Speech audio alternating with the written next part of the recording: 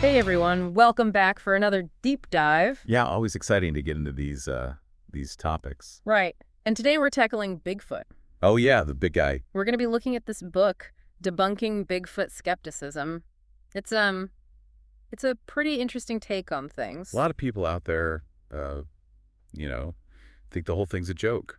Yeah, and I get that skepticism, but some of the arguments this book makes are really compelling. Yeah, like you can't just dismiss everything as a hoax, right? Right, and that's kind of where we're starting today with the whole, where's the body argument. Yeah, the classic lack of physical evidence. Right, you always hear people saying, if Bigfoot's real, where are the bones, the fossils, the DNA? But it's not that simple. Yeah, the book points out that, even with gorillas, it's hard to find fossilized remains. Right, they're well documented, but their fossils are rare. Especially in forest environments. And Bigfoot supposedly lives in some pretty dense forests. Exactly, so, fossilization is already unlikely. And then you've got decomposition and scavengers. Oh yeah, a carcass in the wild doesn't last long. Those cleanup crews are efficient. Especially for something that size. So even if a Bigfoot did die in the woods, finding an intact skeleton is a long shot. Forget about a fossilized one. Yeah, it's just not realistic to expect that kind of evidence. Okay, but what about DNA then? That's another tricky one. You'd think with all the hair samples out there, we'd have something definitive by now. Wait, some Bigfoot DNA. There have been some interesting samples. Yeah, I've heard about those, hinting at an unknown primate. But nothing conclusive enough. To officially say, this is Bigfoot. Right. Contamination is a huge problem with those samples. So it's not as easy as just grabbing some hair and running a test. The environment makes it really hard to get pristine samples. This is starting to feel like one of those mysteries where we have pieces of the puzzle, but not the whole picture. And that can be frustrating for people. Especially the skeptics. Yeah, they want to see that smoking gun. Which brings us to another big argument. Why hasn't anyone caught a Bigfoot?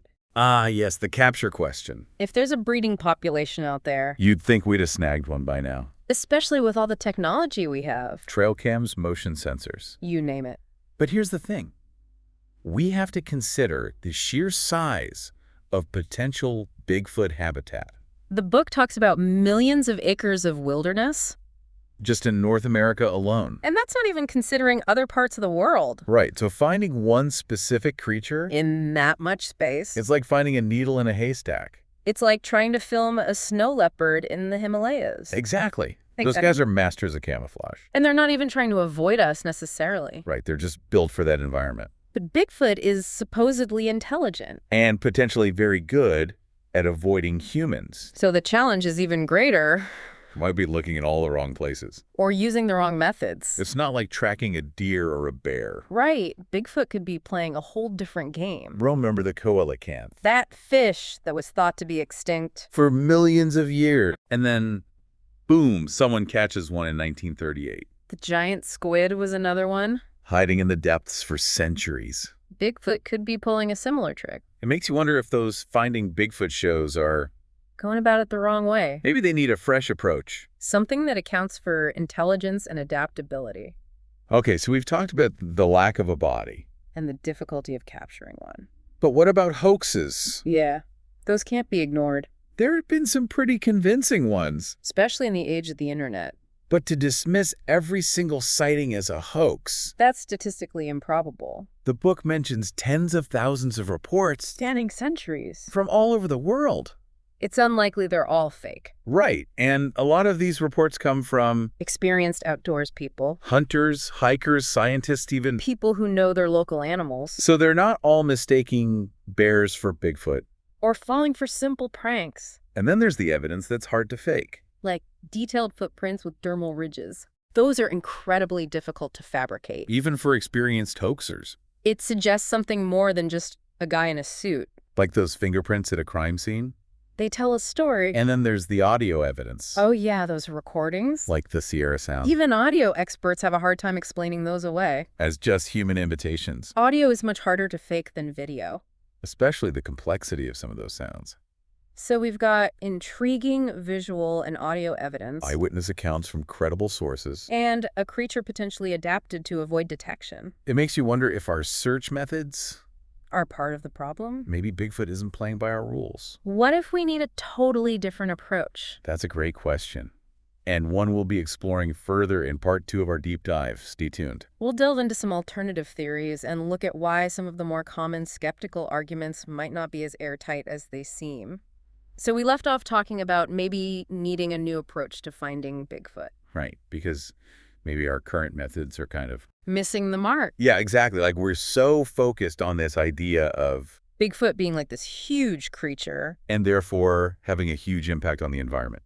But what if that's not always the case? Right, like look at the Sile. The what now? The Sile, it's an antelope. Okay. Discovered in the 90s, pretty recently. Wow, so there are still big animals being discovered. Yeah, and it's a good example because they're relatively large. But their impact on the environment Was so minimal? they were practically invisible to science for centuries, so size doesn't always equal easy to find. Exactly, and that brings up Bigfoot's diet. Oh, right. What if they're not always... Tearing apart elk carcasses. Which is what you always see on those shows. Right, all dramatic music and like, look at the evidence of this kill. But what if Bigfoot is more of Forager. an omnivore? Yeah, scavenging some meat here and there. But mostly sticking to berries, nuts, that kind of stuff. That would make them much harder to track. So instead of looking for... Half-eaten elk. we should be looking for... Subtle shifts in berry populations. or like weird patterns of nutshells. Yeah, maybe. But even then, those signs. Would be spread out over huge areas. And we, as humans, we crave those, like... Clear-cut, obvious signs. Nature doesn't always work that way. Especially when it comes to elusive creatures. This also ties into the whole... Inconsistent descriptions thing. Oh yeah, that's a classic skeptic argument. One person says Bigfoot is 10 feet tall, another says 7 feet. Fur color varies. Some say it's black, some brown. So they say, aha, see, it can't be real.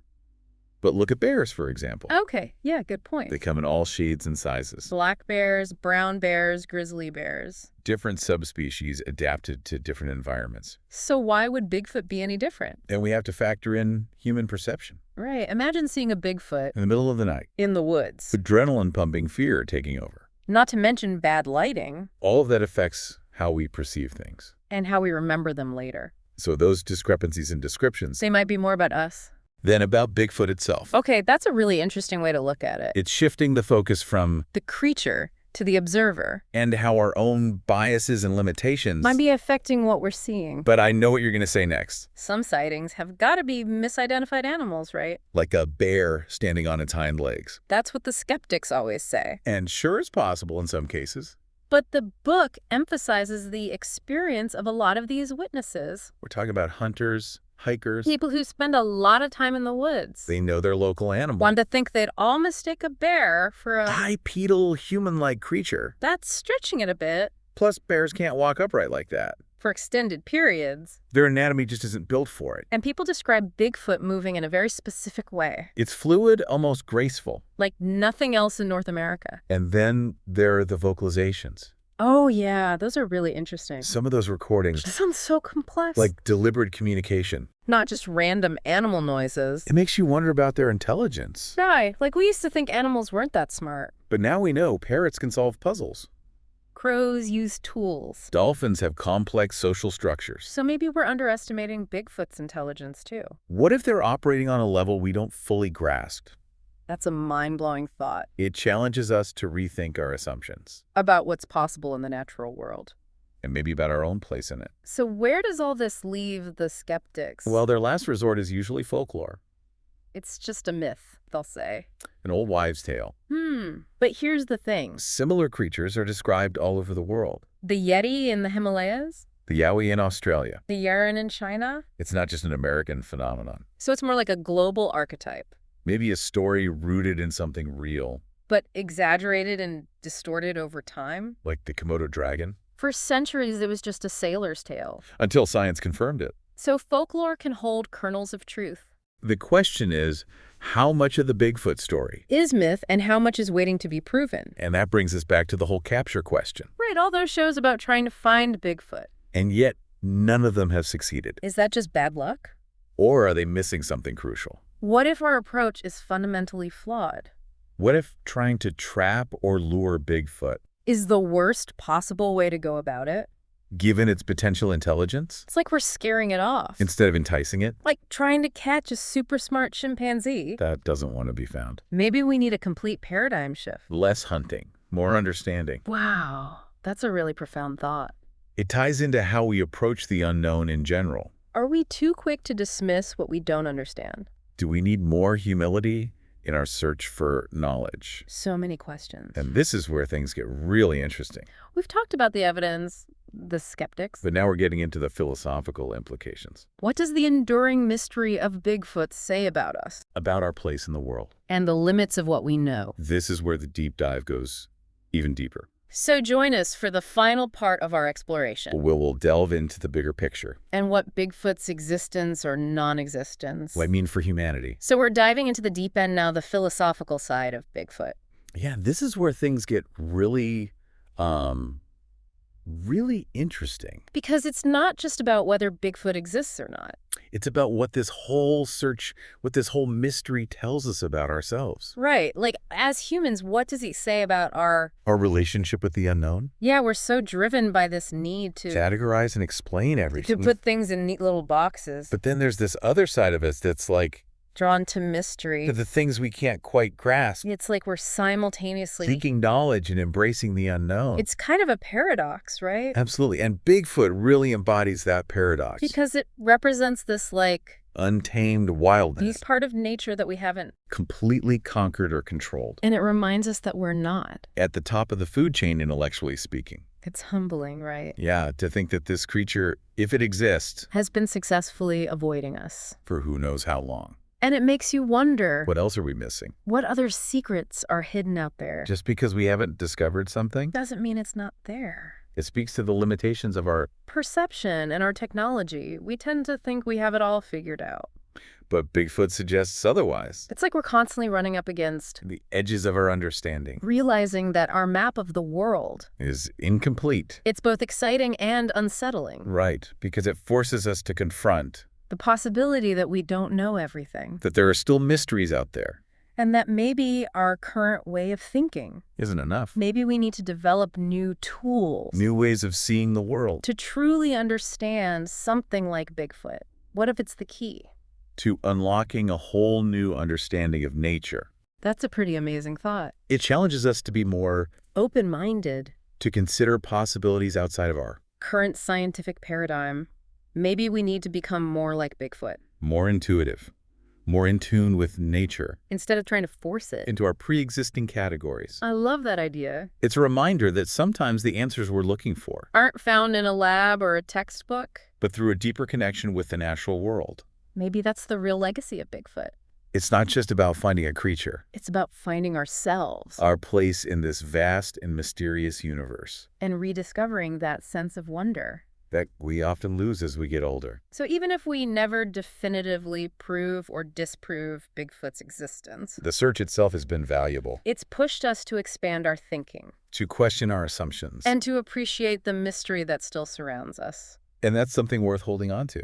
Well, listeners, that brings us to the end of our deep dive into the world of Bigfoot. We've covered a lot of ground. From the evidence to the skepticism to the philosophical implications. It's been a wild ride, And we hope it's left you with some things to think about. whether you believe in Bigfoot or not. We encourage you to keep exploring, keep questioning, and keep that sense of wonder alive, Because there's still so much out there waiting to be discovered. and understood.